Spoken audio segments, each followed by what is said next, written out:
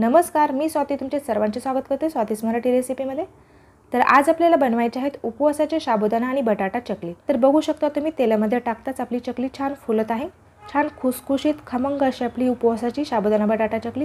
तर साबुदाणा आणि बटाटा चकली बनवण्यासाठी आपण या ठिकाणी पाव किलो साबुदाणा घेतलेला आहे। तर साबुदाणा आपल्याला छान 1 ते 2 पाण्याने व्यवस्थित धुवून घ्यायचा आहे आणि साबुदाणा बुडेल एवढं पाणी टाकून आपल्याला हा साबुदाणा रात्रभर भिजू घालून घ्यायचा आहे। साबुदाणा बुडेल एवढं मी यामध्ये पाणी टाकलेलं आहे। तर दुसऱ्या दिवशी सकाळी तुम्ही बघू शकता साबुदाणा आपला छान भिजलेला आहे, छान फुललेला देखील आहे। तर या ठिकाणी मी अर्धा किलो बटाटे उकडून घेतलेले आहेत।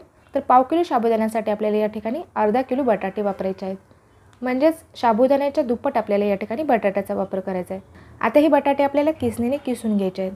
तुम्हाला जर हवं असल्यास तुम्ही हे बटाटे मॅशरने मॅश देखील करून घेऊ शकता। बटाट्यामुळे चकलीला छान चिकटपणा येतो आणि चव देखील छान येते।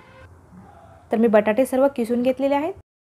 भिजवलेला जो साबुदाणा आहे तो आपल्याला मिक्सरमध्ये एकदा फिरून घ्यायचा आहे। तर अर्धा ते 1 मिनिटासाठी आपल्याला मिक्सर चालू बंद करत याला थोडंसं बारीक करून घ्यायचं आहे। बघू शकता तुम्ही अशा पद्धतीने मी हा साबुदाणा बारीक करून घेतलेला आहे। बटाटा किसून घेतलेला आहे त्यावरतीच मी हा साबुदाणा टाकून घेतलेला आहे। बाकीचा राहिलेला देखील साबुदाणा मी अशाच पद्धतीने बारीक करून घेणार आहे। सर्व साबुदाणा मी या ठिकाणी बारीक करून घेतलेला आहे।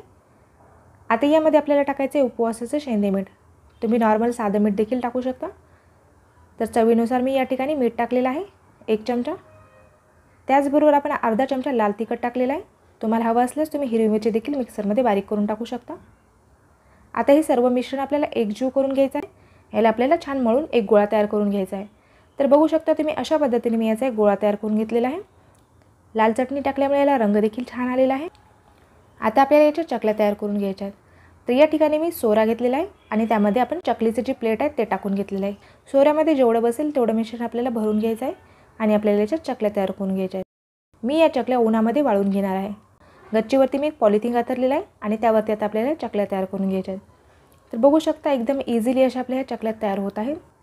मिश्रणाला बटाट्यामुळे छान चिकटपणा आलेला आहे आणि आपल्या ज्या चकल्या आहेत ते छान तयार होत आहेत। तर सर्व चकल्या मी अशाच पद्धतीने तयार करून घेणार आहे। चकल्या थोड्या मोठ्या आकारामध्ये करायच्या आहेत, कारण वाळल्याच्या नंतर ह्या चकल्या ज्या आहेत त्या आकाराने या चकल्या लहान होतात। त्यासाठी करताना थोड्याशा मोठ्या आकारामध्ये केल्या तरी देखील हरकत नाही। तर तुम्हाला हव्या त्या आकारामध्ये तुम्ही या चकल्या तयार करून घेऊ शकता। तर सर्व चकल्या मी अशा पद्धतीने तयार करून घेतलेल्या आहेत। उन्हामध्ये 2 ते 3 तास वाळल्याच्या नंतर मी या चकल्या पलटी करून घेतलेल्या आहेत। एक बाजू छान वाळलेली आहे आपली, दुसऱ्या बाजूने देखील आपल्याला छान वाळून घ्यायचं आहे। तर 2 दिवस आपल्याला या चकल्या उन्हामध्ये छान कडकडीत अशा वाळून घ्यायच्या आहेत।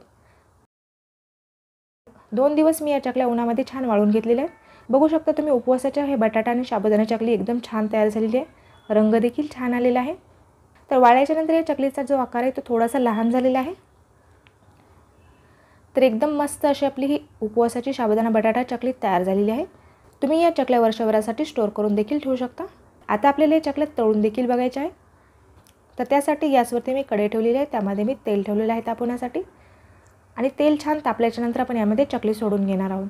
तर बघू शकता तुम्ही तेलामध्ये टाकताच आपली चकली छान फुलत आहे, त्याच्या आकारापेक्षा ही दुप्पट झालेली आहे।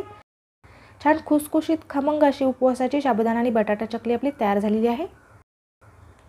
रंग देखील सुंदर आलेला आहे आणि खाण्यासाठी देखील एकदम चविष्ट अशी लागते। तर तुम्हाला आजचा व्हिडिओ कसा वाटला ते मला कमेंट करून नक्की कळवा। व्हिडिओ जर आवडला असेल तर व्हिडिओला लाईक करा। चॅनलवरती नवीन असेल, चॅनलला सबस्क्राईब केले नसेल तर चॅनलला सबस्क्राईब देखील करा। भेटूया तशाच एका छानशा रेसिपीसोबत। तोपर्यंत धन्यवाद।